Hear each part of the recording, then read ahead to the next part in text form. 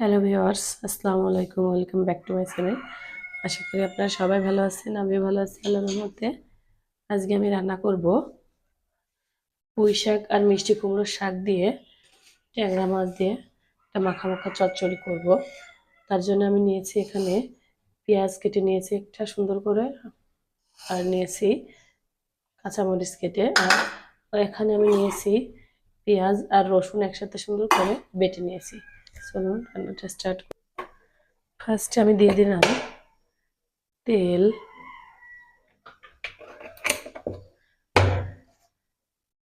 তেলটা গরম হয়ে গেলে দিয়ে দিব কাঁচামরিচ আর পেঁয়াজ।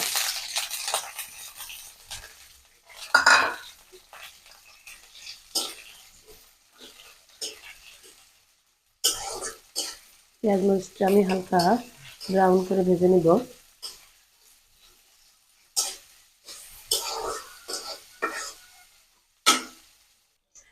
এখন আমি পেঁয়াজ মরিচটা সুন্দর করে ভেজে নিয়েছি।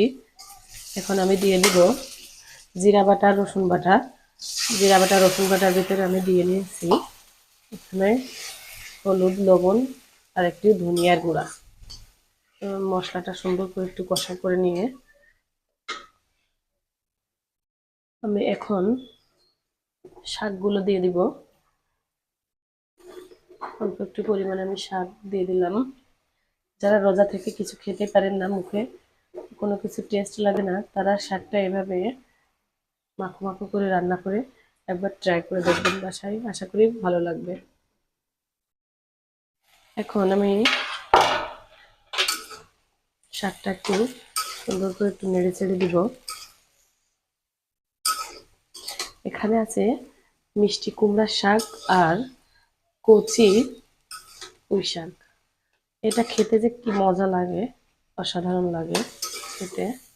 মিষ্টি কুমড়ার শাক এমনিতেই খেতে অনেক মজা লাগে, আর এর ভিতরে যদি হালকা একটু পরিমাণে পুঁই শাক দিয়ে দেওয়া যায় তাহলে মাখো মাখো হয়, তরকারিটা খেতে কিন্তু খুবই মজা হয়।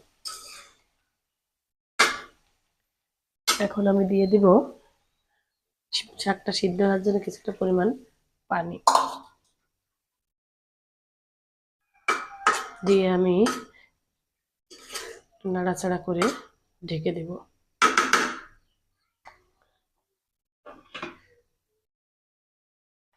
আমার শাকটা প্রায় হয়ে আসছে।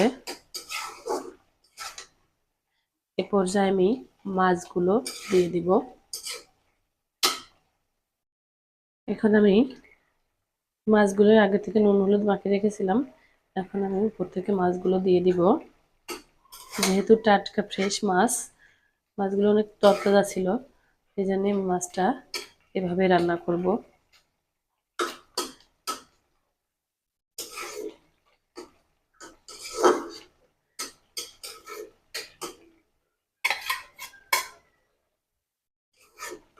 দিয়ে এখন আমি ঢেকে দেব।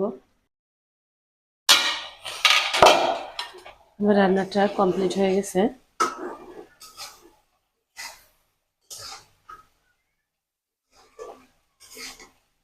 তরকারিটা দেখতে অনেক লোভনীয় হয়েছে, মনে হয় খেতে অনেক টেস্টি হবে।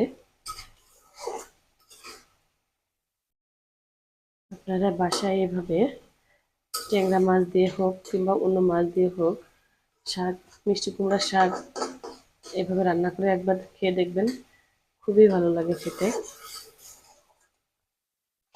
আমি ঝোলটা একটু মাখো মাখো করে রাখবো, আর ঝোলটা টান দিব না।